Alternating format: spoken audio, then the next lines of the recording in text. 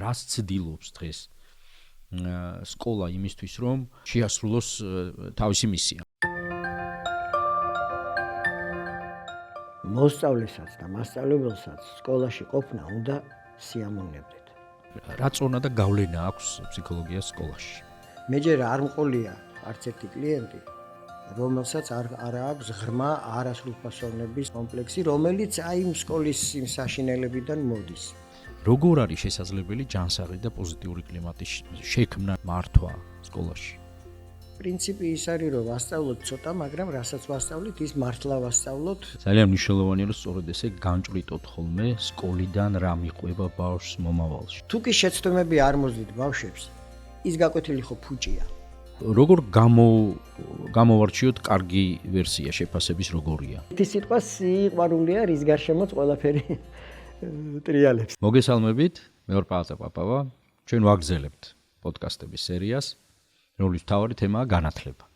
სწავლება და სწავლა, სკოლის მართვა, ყველაფერი ის, რაც ჩვენი ბავშვების, მოსწავლეების, მოზარდების ზრდას, განვითარებას და სწავლას უკავშირდება.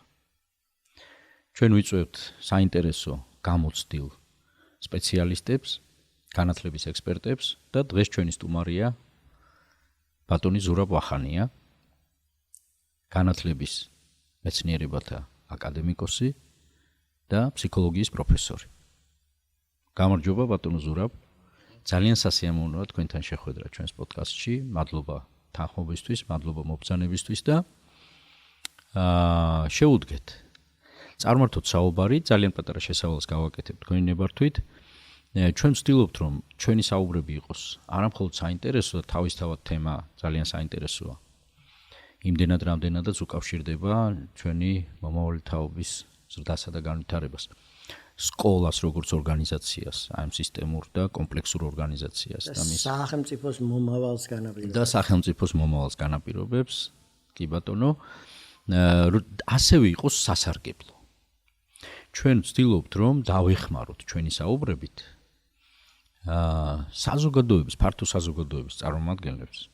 რამე თუ ძალიან დიდია ინტერესი საზოგადოებაში განათლების საკითხების და უფრო მეტად პრობლემების მიმართ, მე ვიტყოდ, იმ გამოწვევების მიმართ, რომლებშიც არის აი ბოლო ათწლეულების განმავლობაში ქართული განათლების სისტემა. ასევე დავეხმაროთ იმ მშობლებს, რომლებიც ინტერესდებიან, რომლებიც უშუალო მოხმარებლები არიან სკოლის და დგანან იმ გადაწყვეტილ ძალიან მნიშვნელოვანი გადაწყვეტილების წინაშე თუ რომელი სკოლა აირჩიონ, რომელ სკოლას მიაბარონ, ასე ვთქვათ, შვილი თან ასეთი ხანგრძლივი პერიოდით და ან ცდილობენ, რომ ან დგანან ესეთი გამოწვევის, მე ვიტყოდი არასასურველი გამოწვევის წინაშე, როდესაც უკმაყოფილონი არიან სკოლით და ცდილობენ, რომ შეიცვალონ, რადგანაც მობილობა გაზრდილია და კანონით უზრუნველყოფილი დღესდღეობით, განსხვავებით ჩვენი ბავშვობის დროინდელი სკოლები და საბჭოთა საქართველოში სხვანაირად ხდებოდა ეს ამბავი. და შეიძლება შევეშველოთ იმ მშობლებს, რომლებიც ცდილობენ, რომ გაარკვიონ, რით გამოარჩიონ კარგი სკოლა, საუკეთესო სკოლა და თანაც კიდევ უფრო შორს უწავალთ, საუკეთესო სკოლა არა ზოგადად როგორც ასეთი, არამედ საუკეთესო სკოლა, რომელიც მათ შვილს და მათ ოჯახს მოემსახურება ადეკვატურად. თუნებას მომცემთ დაგისვათ პირველ რიგში ესეთ შეგიძლია ისტორიული ექსკურსი გავაკეთოთ. თქვენ გაქვთ ძალიან მდიდარი ბიოგრაფია, როგორც ოსტატს განათლების საკითხებში, როგორც მეცნიერს და მკვლევარს, როგორც პრაქტიკოს. რა ძირითად მომენტებს გაიხსენებდით თქვენი პროფესიული კარიერიდან, როგორც განმანათლებელი, როგორც პედაგოგი, როგორც მკვლევარი? ეროვნულ ხელისუფლებაში, ანუ ზოგადად გამსახურდიას მთავრობაში მე ვიყავი განათლების მინისტრის რეფერენტი და სკოლის რეფორმის სამმართველოს უფროსი, მთლიანად ხელმძღვანელობდი რეფორმას. და დაახლოებით 4-5 თვეში ძალიან ბევრი რამე მოვასწარით და პირველი ჩვენი მიმართულება იყო, რაც სულ ამბობ, რომ ეს არის პირველი, ეს არის სასწავლო სტანდარტების გაუმჯობესება, ისე რომ ეს სტანდარტები გახდეს რეალისტური, რომ მოსწავლე გაუყალბებლად აბარებდეს გამოცდებს ყველა სააგანში. მაშინ აი კონკრეტული მიზანია ეს მქონდა მე. მოდი, რადგანაც ამოვძირკვოთ სიყალბე. ამოვძირკვოთ სიყალბე. ხო, იმიტომ რომ რეალურად, ხო, ახლა მაშინ იყო დაახლოებით ორჯერ ნაკლები იყო მაშინდელი სტანდარტები, ვიდრე დღეს ისე არის გადატვირთული და გართულებული. და იმ ორჯერ ნაკლებსაც კი საუკეთესო მოსწავლეც კი ვერ ჩააბარებდა ერთობლივად ყველა სააგანში წესიერი გამოსვლა რო ჩაეტარებინათ. ანუ სკოლა იმთავითვე სიყალბეზე იყო დამყარებული და თავიდან ბოლომდე გამშვალავდა ეს სიყალბე. და მე სულ ამბობ, რომ ეს მე რა არის შედეგი, რომ რომელი უნარჩვევები უვითარდება მოსწავლეს სკოლის წყალობით ყველაზე მეტად. რომელი და ქურდობის, მოტყუების, თავის დააძვრენისა და გააყალბების და მე გვიკვირს რატომ არის ეს ამოუძირკვავი კორუფციაო და ნეპოტიზმი ჩვენ საზოგადოებაში. რა ასწავლე ბავშვს სკოლაში შენ მოტყუების მეტი და ქურდობის მეტი. ანუ სკოლა არის ინსტიტუცია, რომელშიც ფესვებს იდგამს, მოდი ესე ვთქვათ, არა, ცალკეული ადამიანის ცხოვრებაშიც და სისტემურადაც. ხო, ცალკეული მე პატარა ფსიქოთერაპიული პრაქტიკაც მაქვს. მე ჯერ არ მყოლია არც ერთი კლიენტი, რომელსაც არ აქვს ღრმა არასრულფასოვნების კომპლექსი, რომელიც აი იმ სკოლის იმ საშინელებიდან მოდის. როდის იწყება სკოლაში ეს ამბავი? აი უკვე მეხუთე, მეექვსე კლასებში უკვე ვეღარ სწავლობენ ბავშვები და ნუ მე მეშვიდეზე ლაპარაკი ზე მეტია უბრალოდ რა. ახლახანს შევხვდი უბანში ჩემთან ძალიან ახლობელი ადამიანის შვილს, რომელსაც ვკითხე, როგორ მიდის სკოლაში საქმეები და ძალიან კარგი მონაცემები ჰქონდა. აი დაწყებით კლასებში ძალიან კარგად მიდიოდა და გამორჩეულად მახარებდა ხოლმე მასთან შეხვედრა, იმიტომ რომ კარგ სასიამოვნოდ საუბრობდით ხოლმე წარმატებებზე, სკოლაში მიღწეულ წარმატებებზე. და გული დამწყდა გაიხედა სხვა მხარეს და აი ზუსტად რაც ახლა ბრძანეთ, აი თითქოს ილუსტრაციაზე სურათად დავინახე ეხახანს იყო ამ დღეებში. პირდაპირ ბავშვს ქუჩისკენ. აი პირდაპირ, იმიტომ რომ სკოლა რა არის ბავშვისთვის? ყოველდღიური შეურაცხყოფაა. ესე იგი სკოლა რა არის, რომ ბავშვმა გადაშალა წიგნი და ვერ გაიგო იქ რა არის, ვითომ წერა შემაჯამებელი და ვერ ისა და ესე იგი ყოველ დღე სკოლა არის მისთვის რა, რომ აი ის შხამი საწავლოში შენ უარგისი ხარ. ყოველ დღე აი ეს არის სკოლა, ხო? რომც მასწავლებელი აკევდეს, ეგ არ შველის. ბავშვი ხო ხედავს, რომ წიგნია აწერია, ვთქვათ, მერვე კლასი, თვითონ არის მერვე კლასელი, გადაშალა და ვერაფერი ვერ გაიგო ერთ საგანში. გადაშალა მეორე, იქ კიდე უარესი, გადაშალა მესამე და კიდე უარესი და ესე იგი რა. და ასეთ აუტანელ მდგომარეობაში ბავშვს ეს სიამოვნება ყოფნა? ურჩევნია ქუჩა, აბა ბუნებრივია. ეხლა ჩვენ ძალიან სერიოზულ საკითხებში ვიხართ, სწავლის мотиваციის საკითხებსაც ვეხებით. თქვენ როგორ ცდილობდით, როგორ ახერხებდით ამ გამოწვევასთან გამკლავებას? გნებავთ თქვენ საავტორო სკოლაში, ხო? ძალიან მდიდარი პრაქტიკული გამოცდილება გაქვთ. მათ შორის ყავთ უამრავი მასწავლებელი, აღზრდილი, რომელთა მენტორად რჩებით დღესაც და რომლებიც უდიდეს პატივს გცემენ, როგორც მათ მენტორს. мотиваციაზე, აი ამ პრობლემის დაძლევაზე როგორ მუშაობდით? თუ შეგიძლიათ ეს გაიხსენოთ. ან ახლაც რას ურჩევთ? საჭიროა სტანდარტების მკვეთრი შემცირება. და პრინციპი ის არის, რომ ვასწავლოთ ცოტა, მაგრამ რასაც ვასწავლით, ის მართლა ვასწავლოთ, ყოველ შემთხვევაში იმ ბლუმის ტაქსონომიის პირველ სამი დონე მაინც იყოს, ესე იგი რა, რომ ფაქტობრივი ცოდნა, მერე გააზრება და მერე გამოყენება. აი ეს ცოტა, მაგრამ ხარისხიანად. რა თმინდა ისეთი მასწავლი, რომელიც არ მაქვს გააზრებული და მე რომელსაც ვერ გამოვიყენებ, რო დაამჭირდება, ხო? მაგრამ ჩვენთან ისეთი საშინელი მდგომარეობა, რომ პირველი დონე, ფაქტობრივი ცოდნის დონეც არ არის მიღწეული. და მით უმეტეს მაღალი დონეები უკვე შეუძლებელია. აი ეს უნდა იყოს ძირითადი, რომ რეალისტური პროგრამები მეთქი. რეალისტური.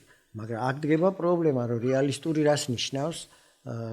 ბავშვები ძალიან განსხვავდებიან, ხო?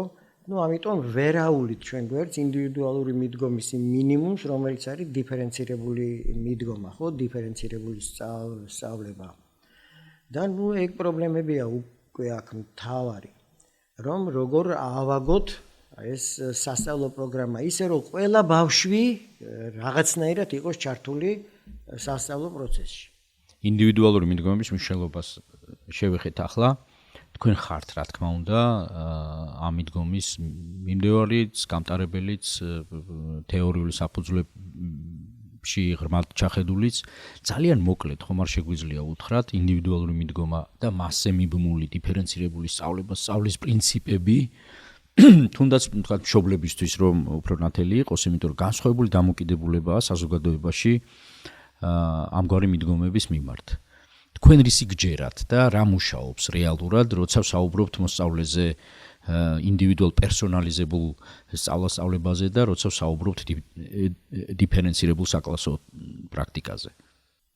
ჩვენ ერთად მუშაობდით ჯიბრაიდის პროექტში და იქ ძალიან ღრმად შევისწავლეთ ახალი მხარეები დიფერენცირების, მაგრამ სანამ ეს მოხდებოდა 1993 წელს იყო ჩემი პირველი საავტორო სკოლა, როცა გაიხსნა, საჯარო საავტორო სკოლა იყო ეს და ჩემი პირველივე სახელმძღვანელოები, რომელიც მე გამოვეცი, ყდაზე წერია პირდაპირ ეს, იმიტომ რომ იმდენად ჩემთვის ეს მნიშვნელოვანია, რომ მშობელმაც უნდა წაიგითხოს, მაშინ რა წერია ყდაზე, რომ ეს ჩემი წიგნები ყველა არის მოცულობითაც დიდი და ძნელიც, მაგრამ ეს არ არის იმისთვის, რომ ბავშვმა გინდა თუ არა ყველაფერი გააკეთოს.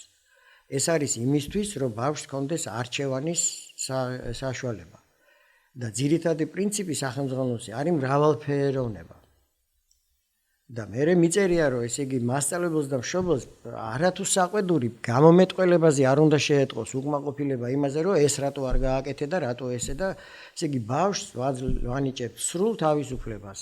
რაც გინდა ის გააკეთე, რაც გინდა ის აირჩიე იქიდან. ზოგი ბავშვი ისეთია, რომ ყველაფერს ცდილობს. მაგრამ ეს უკვე მისი არჩევანია. არავინ არ აიძულებს და რაჯობია იმას, თუ კი ბავშვს უკვე მესამე კლასელს იმხელა პასუხისგებლობა აქვს, რომ არ მოეშვება და ცდილობს ბოლომდე ყველაფერი და ეს არის საუკეთესო აღზრდა მისი ნებისყოფისა და სულ ყველაფრის. მაგრამ კიდევ ვიმეორებ, არავით არის ძალდატანება. არავით არის საყვედურები. და ეს უკვე ჩვენ გვაძლევს პირველ ნაბიჯებს დიფერენცირებისკენ, რომ ბავშვი ირჩევს იმას, რაც უფრო მეტად მოსწონს, რაც უფრო თქვათ არ არის ძალიან დიდ დაძაბვას მისგან, რაც არ მოითხოვს და აი ასე და ყველა თავისას რაღაცას ირჩევს. საკლასო ოთახში მე ეს ყველაფერი ერთობლივად უნდა გაირჩეს.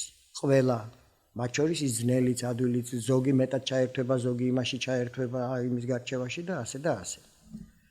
ამიტომ აი თქვა ძალიან დიდი უცნაურობა ეს არის, რომ ჩვენს გაკვეთილებზე ყველაზე ხანგრძლივი არის ხოლმე პირველი ფაზა, რა არის ხოლმე, რომ აი რაც ხონდა დავალებად მიცემული იმის გარჩევა. და აი მასწავლებლის ადგილი უკვე არის ძალიან განსხვავებული. მასწავლებლის ადგილი. აი რით გავარჩიოთო, რომ შეკითხვა რო იყო საკითხი, რომ კარგი სკოლა, ცუდი სკოლისგანო. აი ერთ-ერთი პირველი. მაშ რა არის აი გაკვეთილზე ზერელე შეხედვითაც რა ჩანს. აი მასწავლებლის ადგილი, რამდენად ცენტრშია მასწავლებელი.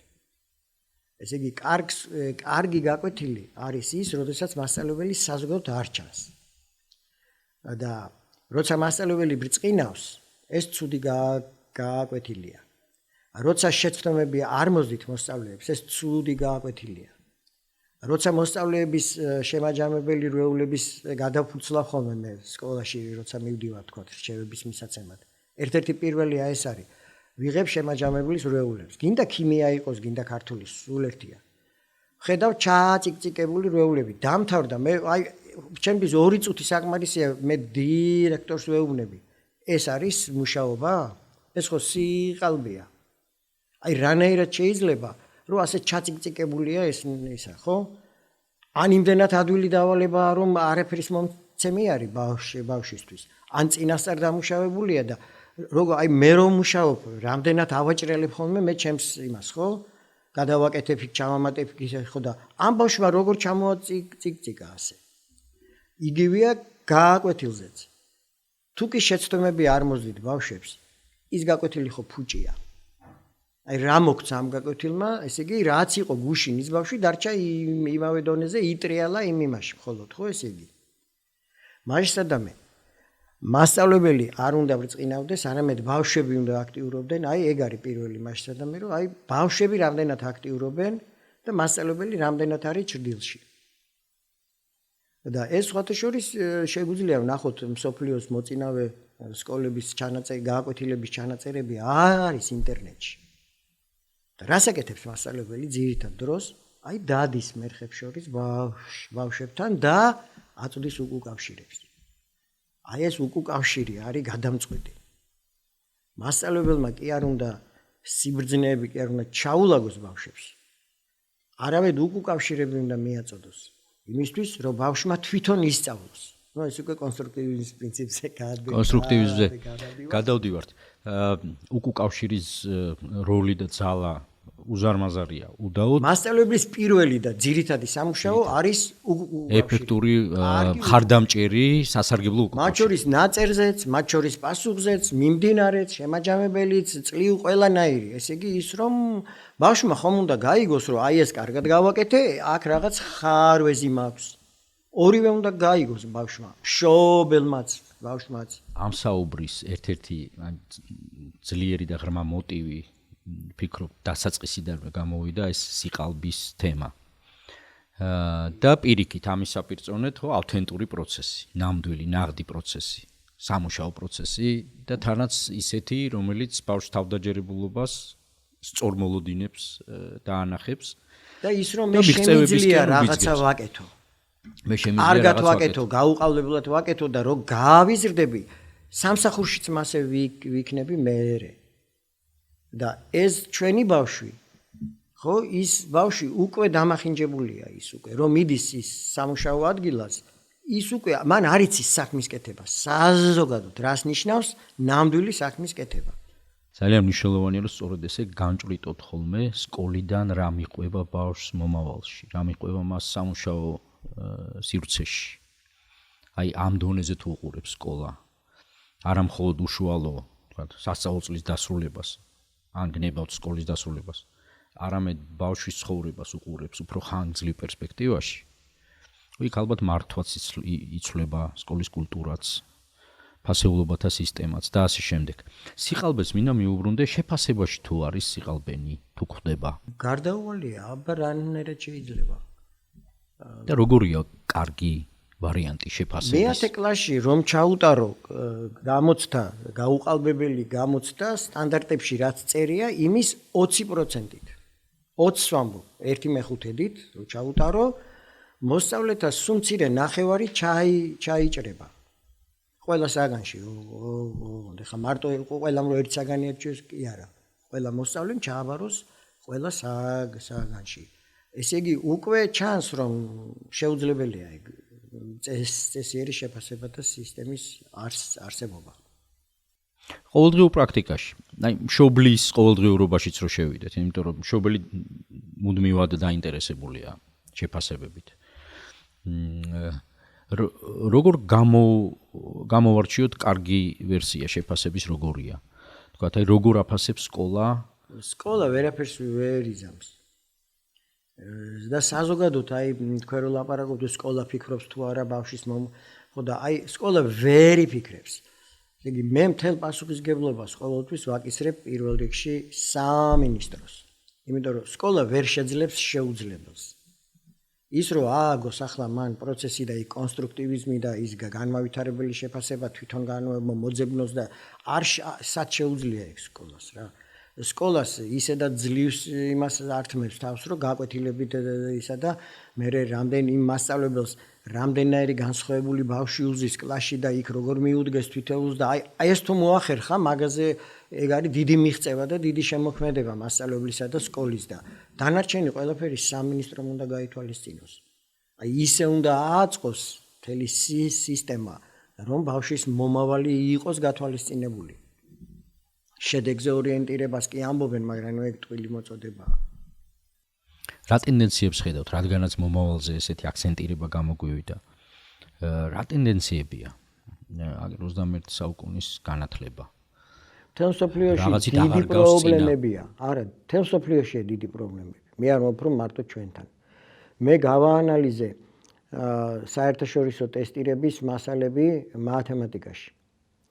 აი წლების განმავლობაში როგორ ხდებოდა.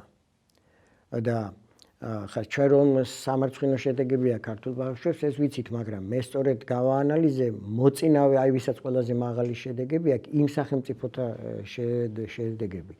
და ძალიან მძიმე მდგომარეობაა. იქაც. განსაკუთრებით მერვე კლასში.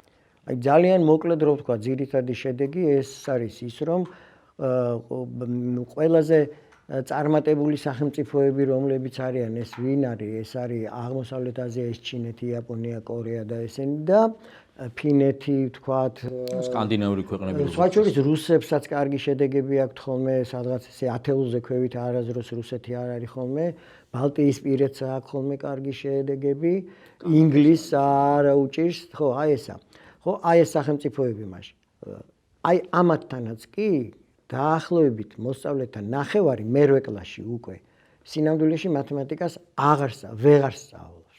ტყუილად ის ნახევარს ვამბობ მე. ხა რაც უფრო უარესი და უარესი შედეგებია, ეს ნახევარი ადის 60%-მდე, 70-მდე, 80-მდე და საქართველოში ადის 90-მდე. ესე იგი უკვე ესე იგი ვთქვათ მერვე კლასელთა 90% უკვე სინამდვილეში აღარ სწავლობს თუ ვეღარ სწავლობს, უკვე ტყუილად ადის იმ გააკვეთილებზე. მხოლოდ იმისთვის, რომ დარწმუნდეს საკუთარ უვარგისობაში.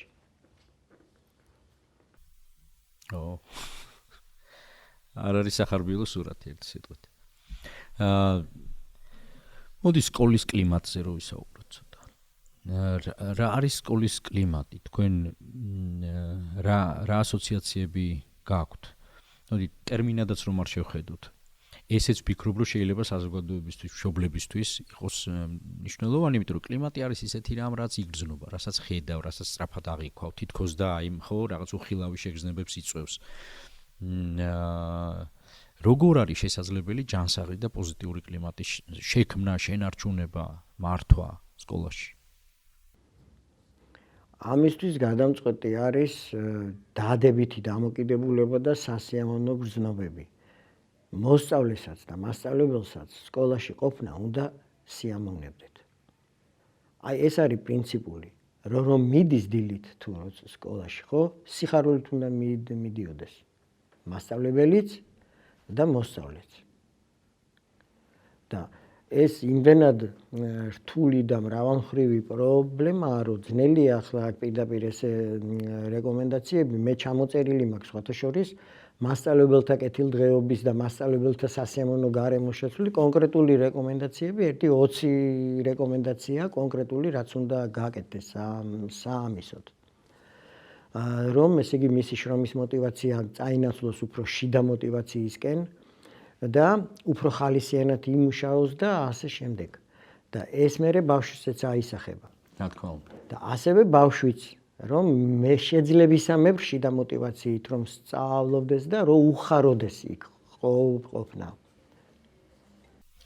მეც ნამდვილად რეალურად მიგზნია ზოგიერთ ქვეყანაში ბავშვები რო გამოდიან.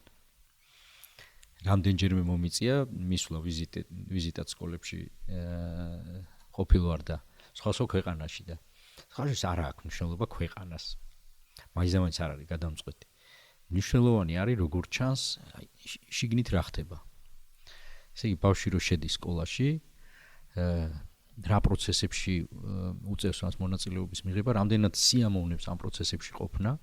იმიტომ რომ ეს რა თქმა უნდა მას მერე გამომეტყველებაზე და გნებავ ცხეულის პოზაზეც კი ეტყობა, როდესაც გამოდის სკოლიდან. და აი გუნდურად როგორ გამოდიან ბავშვები, რა მინდი გამოაქვთ სკოლიდან. არის შესამჩნევი. რაზე საუბრობენ? რაზე საუბრობენ? თქვენ ფსიქოლოგიის პროფესორი, რა თქმა უნდა, ძალიან სერიოზული იდეური, ფილოსოფიური, პრაქტიკული გნებავთ, ხო, ხიდები, კავშირები, დაგინახავთ კიდეც, შეგისწავლიათ, მოგისინჯავთ, ნებავთ ექსპერიმენტების დონეზე. სადიპლომო კვლევებს ხელმძღვანელობ მაგალითად. და სხვებსაც, არა, უწევთ ამ ხრივ ხელმძღვანელობას, მენტორობას ფსიქოლოგიას სკოლაში. ამ თემას თუ შეიძლება რომ შევეხოთ. ფაქტია რომ ამ თემას ვეღარავინ აულის გვერდს.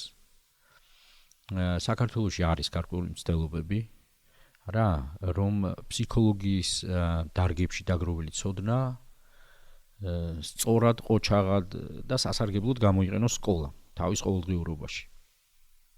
თქვენ როგორ უყურებთ ამ საკითხს, რამდენად არის განსჭვალული სკოლის ყოველდღიური საქმიანობა თუ ყოველკვირეული საქმიანობა აი ფსიქოლოგიაში დაგროვილი იდეებითა და პრაქტიკებით და არა თუ როგორ ეხიდება, მეცაც ვიტყოდი, რა წონა და გავლენა აქვს ფსიქოლოგიას სკოლაში, სკოლის ცხოვრებაზე. თითქმის მოწყვეტილია სკოლის პრაქტიკა ფსიქოლოგიას. მაგრამ მარტო სკოლის პრაქტიკა არა, პირველ რიგში ფსიქოლოგიით უნდა იყოს გამსჭვალული და ფსიქოლოგიაზე უნდა იყოს დამყარებული თვითონ სისტემა. კერძოდ რა, სასწავლო პროგრამები პირველ რიგში, ანუ რომელი ასაკის ბავშვს რის ცოდნას თხოვ. აი აქ უკვე არის გადამწყვეტი არის პირდაპირ ის კანონზომიერებები, რომელიც ფსიქოლოგიაშია დაადგენილი, რომლის გადახვევა უბრალოდ არ შეიძლება. რომ როგორ შეიძლება შენ მოსთხოვო ბავშვს რაღაც ასაკში ის, რისთვისაც მისი აზროვნება ჯერ არ არის მზად. მაშინ ეს ერთი მხარე. სახელმძღვანელოებით შესაბამისად უნდა იყოს აგებული და სწავლების მეთოდებიც რა თქმა უნდა. აი მოსწავლეზე ორიენტირებულობა ძალიან მოდური ფრაზაა, მაგრამ სინამდვილეში ეს არის ფსიქოლოგიზმი, მეტი კი არაფერი არ არის ეს. რას ქვია მოსწავლეზე ორიენტირებულობა? ესე იგი ბავშვისთვის, ანუ ბავშვის თვალსაზრისით, ანუ ბავშვის ფსიქიკისთვის და მისი გონებისთვის რაც არის საუკეთესო. ხო და ეს პირდაპირ არის ფსიქოლოგიზმი, სხვა არაფერი. მაშინ ეს არის ერთი მხარე. მეორე არის ყოველდღიურ პრაქტიკაში. აი იქ ურთიერთობები, პრობლემები როა სკოლაში, მშობელთან, მასწავლებლებს შორის, ბავშვებს შორის რაღაცა, იქ რამდენად აქტიურად არის ჩართული ფსიქოლოგი ამაში. და რამდენად ჩართულია კიდე საგაკვეთილო პროცესში. თვითონ.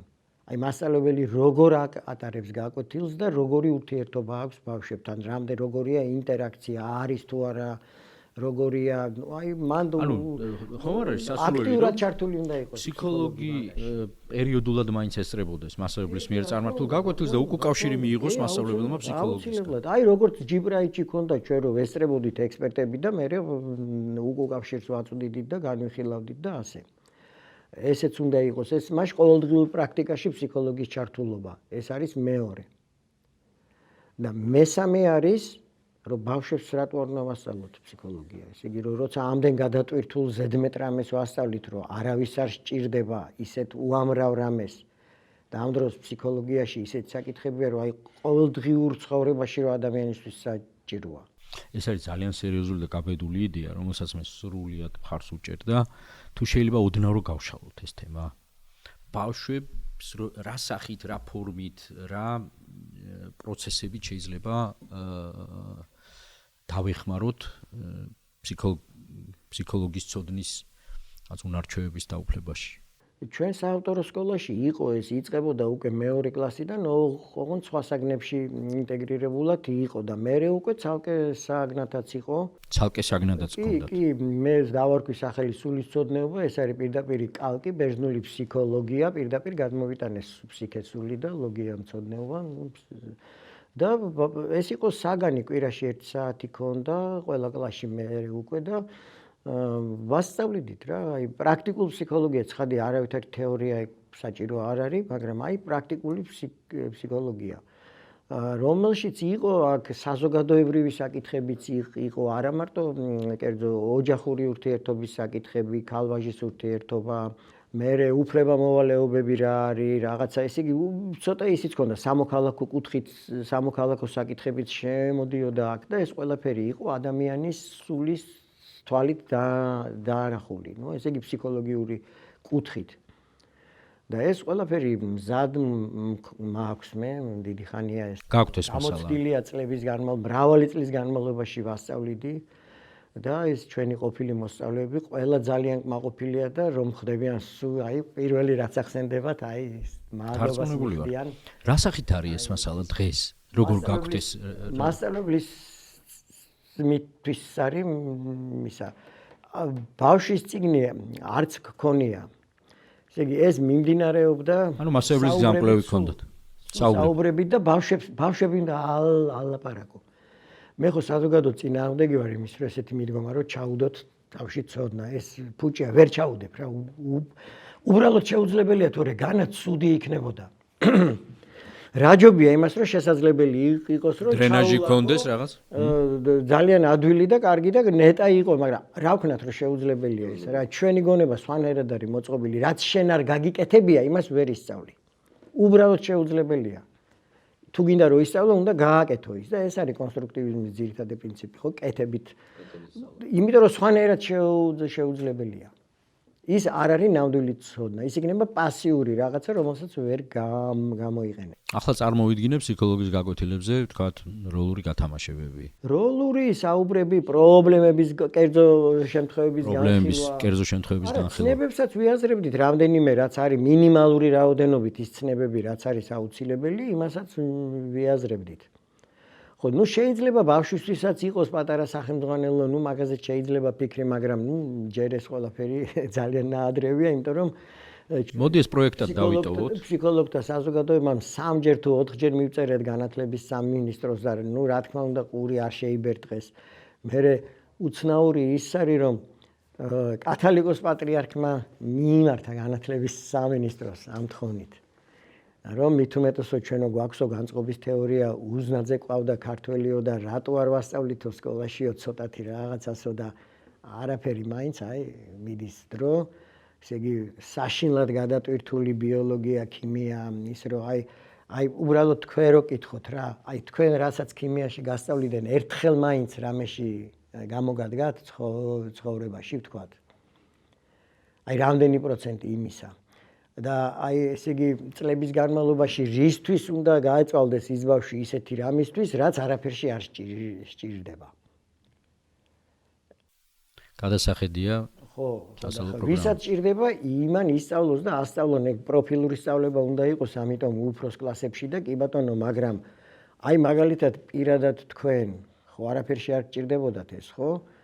და რამდენი წელი იტანჯებოდით მაგაზე.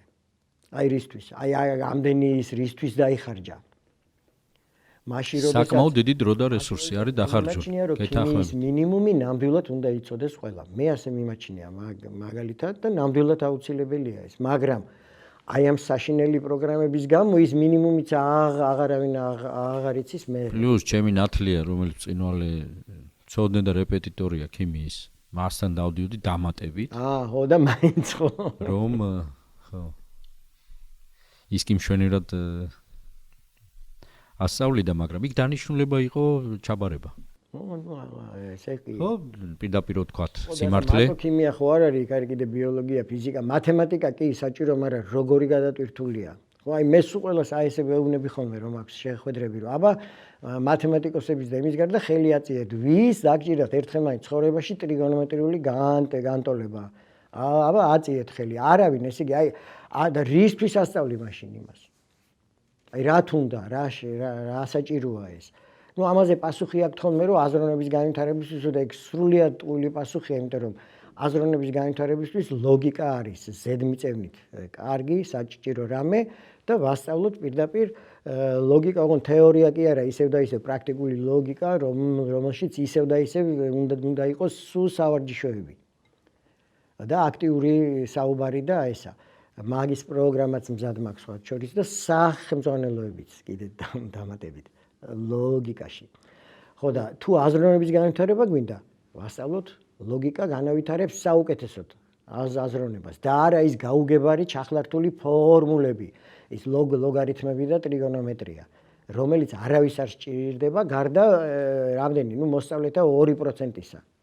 და ამის გამო 98-ს რატო ამახინჯებ? ხო? ჩვენ ახლა შევეხეთ ერთ საინტერესო საკითხს, რასაც ქვია ვიწრო დარგობრივი ეგოცენტრიზმი.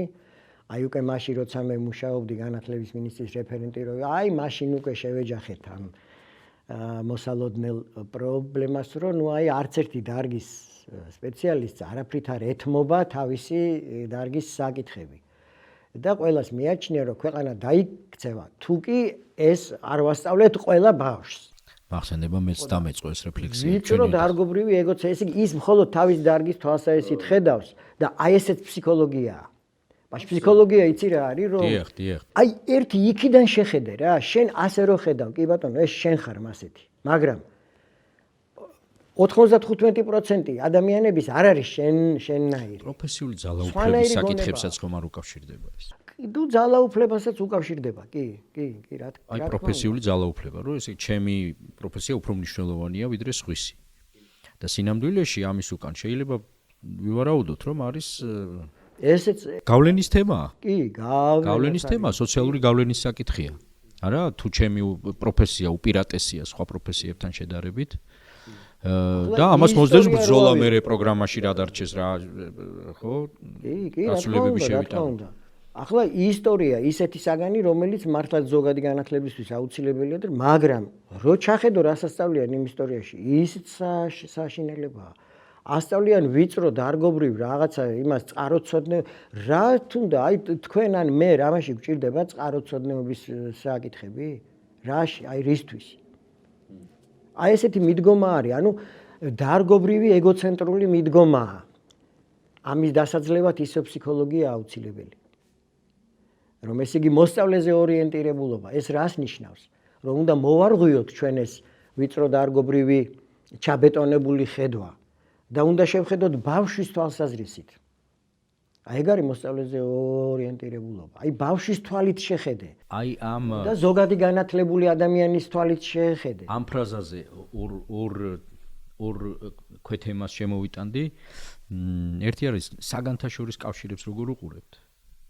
აი დღეს რომ ახლა მთელ მსოფლიოში რაც ერთ-ერთ წამყვან ტენდენციად ითვლება, ხო, ესე იგი როგორ ავირიდოთ ფრაგმენტულობა სასწავლო პროცესში, როგორ დავაკავშიროთ, რა, იმიტომ რომ სინამდვილეში ტვინისთვის და გონებისთვის და გულისთვის სამყაროში ყველაფერი ურთიერთგადაჯაჭვული და დაკავშირებულია და მთლიანობითი ხედვა. ერთი ეს საკითხი მინდოდა, ამისთვის მინდოდა გამოსვა ხაზი და მეკითხა, თქვენ რა დამოკიდებულება გაქვთ აი ამ ტენდენციის მიმართ ზოგადად.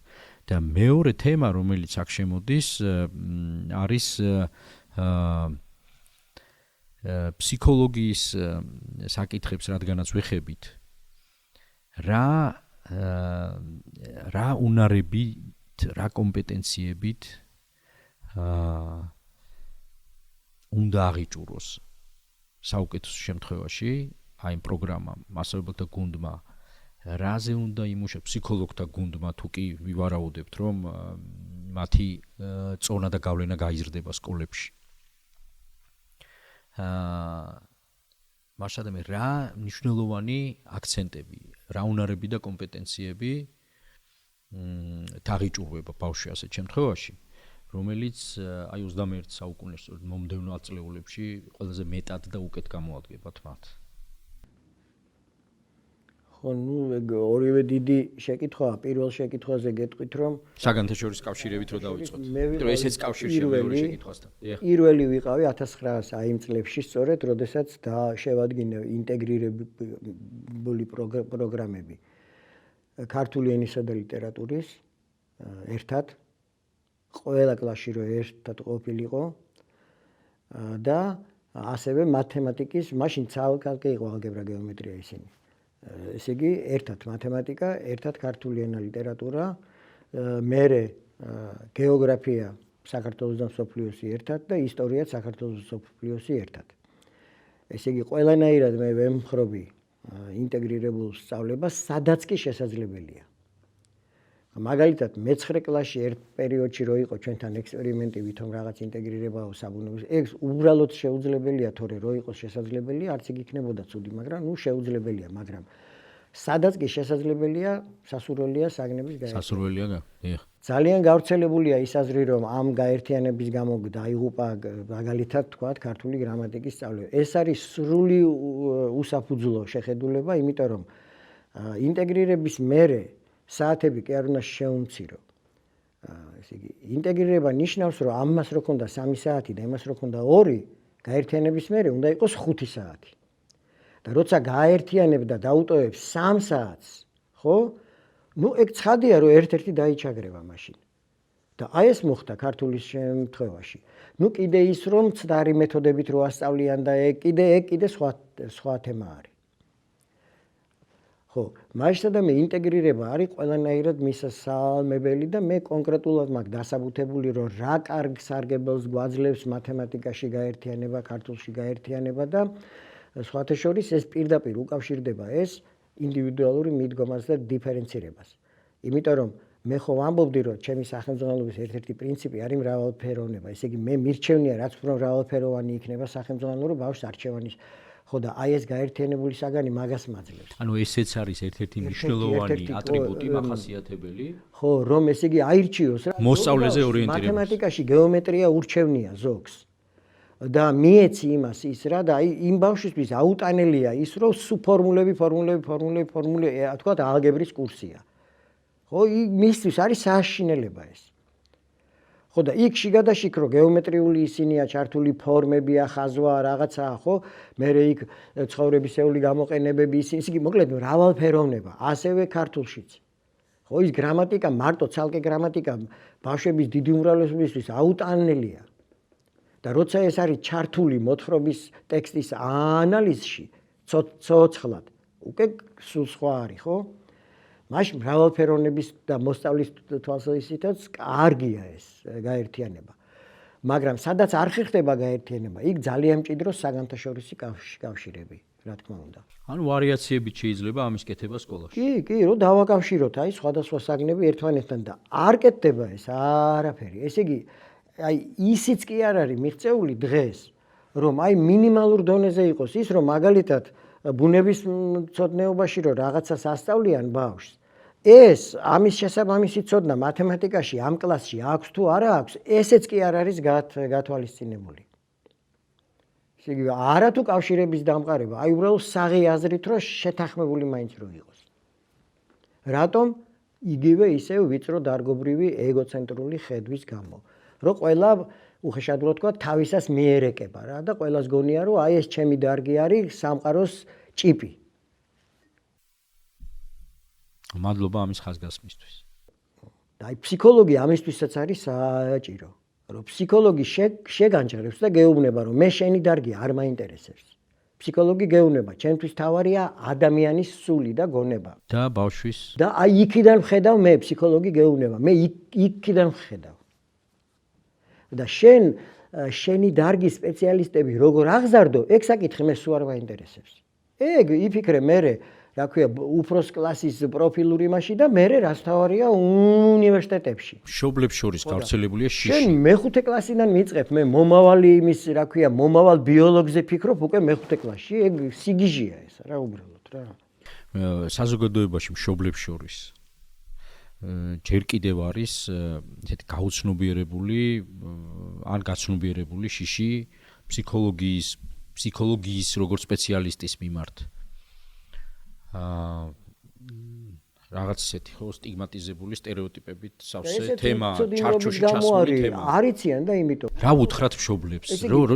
აი სრულიად ყოველდღიურ ცხოვრებაში, აი აზზე არ არის დიდი ნაწილი ჩვენი მოსახლეობის, რომ რა არის ნევროლოგის კომპეტენცია, ფსიქიატრის და ფსიქოლოგის. აი ეგ სამი რომ თავთავისი კომპეტენცია აქვს და რაღაცა რომ პრობლემა მაქვს, ვისთან მივიდე, ნევროლოგთან, ფსიქიატრთან თუ ფსიქოლოგთან. აი ამიტომ ცოდნა რაღაც მინიმალური ამ დონეზე მაინც ხომ უნდა ვიცოდეთ, ხო? რომ ნევროლოგიის საქმე რა არის და ფსიქიატრიის და ფსიქოლოგიის. მადლობა. ლოგიკაზე ვისაუბრეთ. ლოგიკის სწავლების მნიშვნელობაზე ვისაუბრეთ, მათემატიკის საფუძვლებზე ვისაუბრეთ.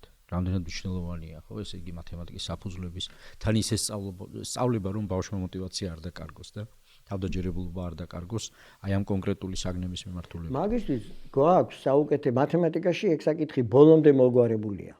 საერთაშორისო გამოცდილებამ დიდი ხანია უკვე დაადგინა მათემატიკის ის მინიმუმი, რომელიც არის პირველი აუცილებელი 21 საუკუნეში ყველა მოქალაქისთვის, ისე ვერ იქნება სრულფასოვანი მოქალაქე. ეგ ერთი რომ აუცილებელია. და მეორე, გაუყალბებლად მისაწვდომია ყველა ჩვეულებრივი ადამიანისთვის. ეს არის რა, ზოგად უნართა მათემატიკაში რო არის პროგრამა, აი ეს არის დაადგინდა ეს უკვე მთელ მსოფლიოში უკვე. იმის იქით რაც არის, ეს უკვე არის სპეციფიკური მათემატიკური ნიჭის და მიდრეკილების მქონე ბავშვებისთვის. აი ეს უნდა ვასწავლოთ. ჩვენ ვასწავლით ვერა, ჩვენ აი ზოგად უნართა მათემატიკის მინიმუმი რო არის, ამ მინიმუმის ნახევარს თუ მივახციეთ, ეს რამხელა წარმატება იქნება, რო იცოდეთ, აი თქვათ 2 წელიწადში იმის ნახევარზე თუ გავედით ჩვენ, ეს იქნება საქართველოს დიდი გამარჯვება. ანუ რაც მართლა აუცილებელია და გარკვეულია უკვე და აღარ კამათობს ამაზე არავინ უკვე. აი ისიც კი რამდენად პრობლემურია ჩვენთვის, რომ როდის მივახცევთ იმას. როდის მივახცევთ და მაშინ მოდი შეჯამებისკენ რო წავიდეთ, თავი მოუყაროთ. ასე ხომ არ გავხსნათ შეკითხვა და თან დავხუროთ ჩვენი პოდკასტის უკვე ბოლოსკენ რო წავიდეთ. მომავალში გავიხედოთ ისევ. მოდი დავუშვათ რომ სისტემა, სკოლის ლიდერები, მასწავლებელთა გუნდები, მშობლებიც მათ შორის თავისი განწყობა დამოკიდებულებებით, თავის პასუხისმგებლობებით რაღაცნაირად დაიძრნენ ესეთი კარგი სკოლები გვაქვს. მხოლოდ საქართველოში არ ვამბობ სხვა შორის. აი როგორია კარგი სკოლა, თქვათ 10-20 წლის შემდეგ. რისკენ მიდის განათლების სისტემა, რას ცდილობს დღეს სკოლა იმისთვის რომ შეასრულოს თავისი მისია, მოდი ესე ვთქვათ. როგორ სკოლას ხედავთ მომავალში და დღეს რა აქცენტებით უნდა წარუძღვეთ სკოლების მართვას, განვითარებას, შინაგანი ცვლილებები სკოლაში, რა მიმართულებით წავიყვანოთ. მართალია შევეხეთ ამას, მაგრამ აი რაღაცნაირი მე როგორ მიმაჩნია კი გიპასუხებთ, მაგრამ ეს რამდენად საკეთკენ რამდენად განვითარდება ძალიან ეჭვმეპარება. თუნდაც ჩვენი საუბრისთვის.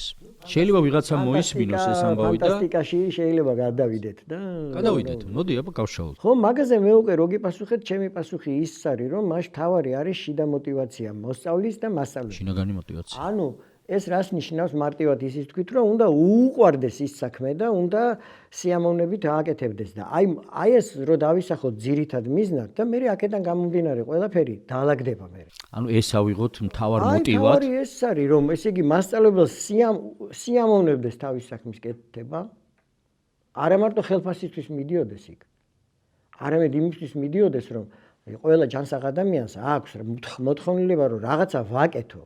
და საზოგადოების სრულფასოვანი წევრი ვიყო და არა ხელმოცარული უსაქმური და ან პარაზიტი ვითარდებოდე და ეს თუ არ არის ჩაკლული ეს აი ამ სიმახინჯეებით, ხო ეს ბუნებრივად ყველა ადამიანს უჩნდება ესა და აი ამას მივცეთ სარბიელი ამას და ან სკოლაში ეს უნდა დაიკმაყოფილოს და უნდა უხაროდეს იქ მისვლა, მათ შორის კარგი შრომითი პირობებით, იმით, ნუ ყველაფერი ეს ერთად კლასში მოსწავლეთა რაოდენობის შემცირება, დღეს დღევანდელი ბავშვი 25-იც კი ძალიან ბევრია.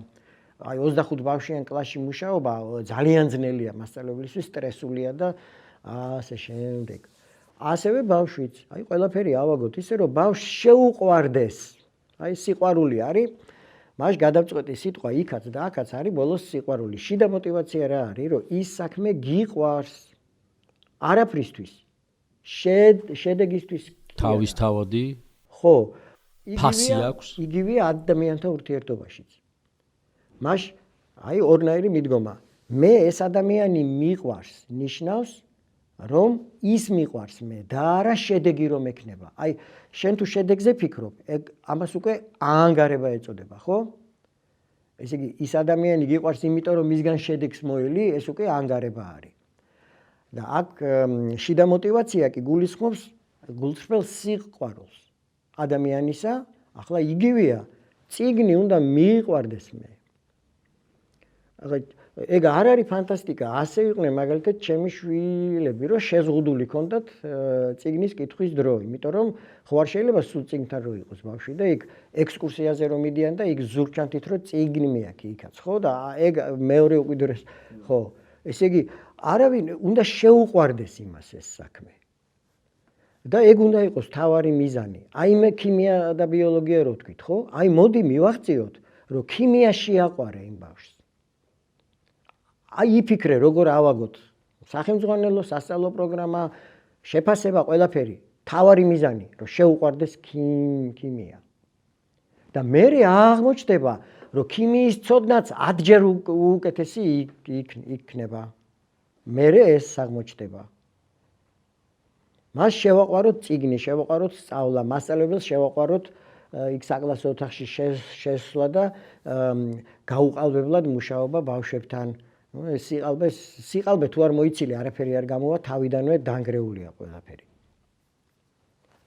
მას აი ერთი სიტყვა სიყვარულია, რის გარშემოც ყველაფერი ტრიალებს. ძალიან საინტერესოდ დავაკონტრასტეთ სიყალბე და სიყვარული. და ძალიან დიდ მადლობას გიხდით ამისთვის. მე მაქვს იმედი, რომ მოისმენენ ჩვენ საუბარს და გაითვალისწინებენ მას.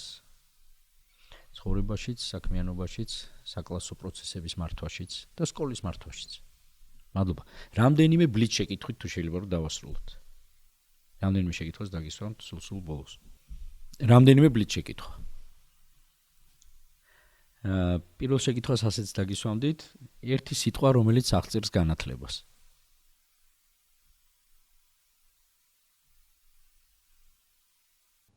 განვითარება. განვითარება. მეორე შეკითხვა ასეთია, ერთი კითხვა, რომელიც უნდა დასვას ყველა მასწავლებელმა ყოველდღიურად.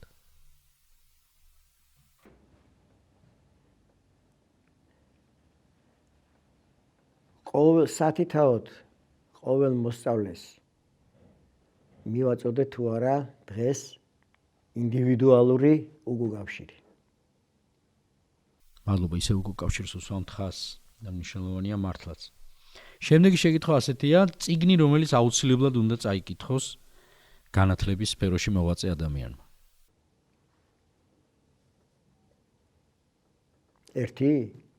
ერთი ან ორი. დიმიტრი უზნაძის ბავშვის ფსიქოლოგია. ერთი. და ნოაი პიაჟეს თეორია კიდე ყოველად აუცილებელი, მაგრამ ასე ერთი წიგნი არა აქვს პიაჟეს, ესე რომ და საკმაოდ დიდი კორპუსია და ბევრი და მერე გაფანტულია სხვადასხვა წიგნებში და ამიტომ ძნელია. თუნდაც რაღაც რეზუმირებული სახით?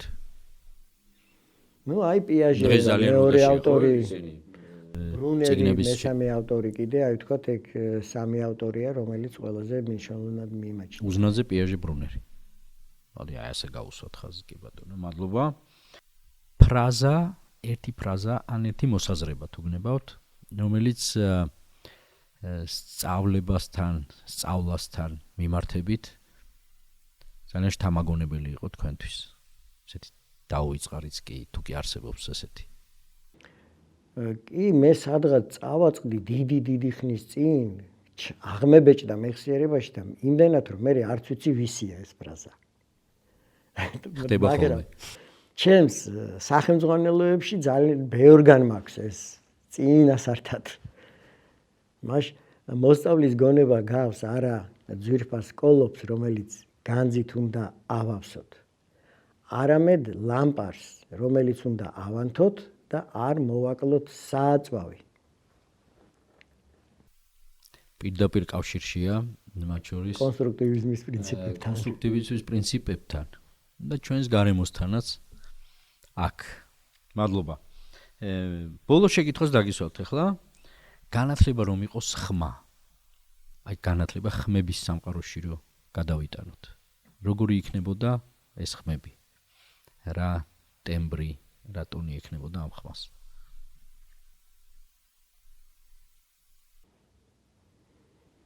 არ ვიცი რატომღაც ჩემი ერთ-ერთი საყვარელი კომპოზიტორის მუსიკა გამახსენდა, ვივალდის მუსიკა გამახსენდა. არ ვიცი რატომ. ნუ ძალიან ნათელი მუსიკაა ალბათ და იმიტომ რა ვიცი ეს განათლება, ეხლა რო ვკვირდები, ნუ განათლება სიტყვაშიც ნათელი და სინათლეა და ნუ მისი მუსიკა ერთ-ერთი ყველაზე ნათელი მუსიკაა. არის ნათელი მუსიკა. დიდი მადლობა ამ საინტერესო საუბრისთვის.